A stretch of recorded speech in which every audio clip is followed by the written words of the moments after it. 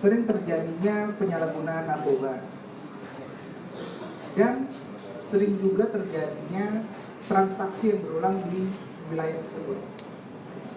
Berangkat dari sana, tim melakukan pengecekan, pendalaman, sehingga betul di hari Selasa tanggal 13 Agustus, tepatnya sekitar 14.00 sampai dengan 14.30,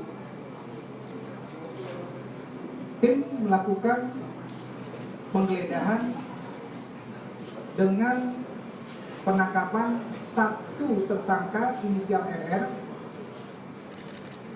di lokasi kediaman rumahnya Pondok Gede, Bekasi. Dari situ tim masuk ke dalam rumah.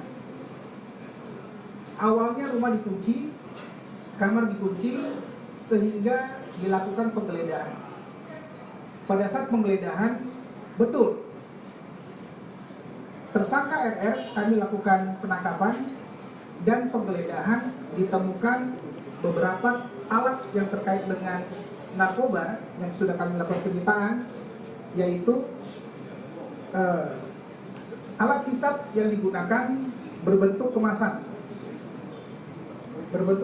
yang ditemukan pada saat itu tersangka RR sedang menggunakan dan baru selesai menggunakan di kamar mandi, toilet, di dalam kamarnya. Barang bukti yang kami sita lainnya adalah pipet kaca yang pada saat itu sisa pemakaian tersangka RR sudah kita lakukan uji laboratorium forensik. Neto berat barang tersebut 0,0129 gram. Tanggal 14 keesokan harinya kami melakukan pengecekan ke laboratorium forensik Mabes Polri.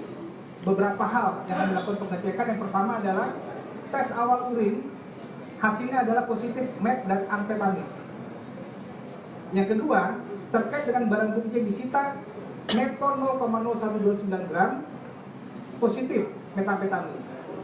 Yang ketiga, kami melakukan uji laboratoris terkait dengan rambut tersangka yang sampai saat ini kita masih menunggu hasilnya.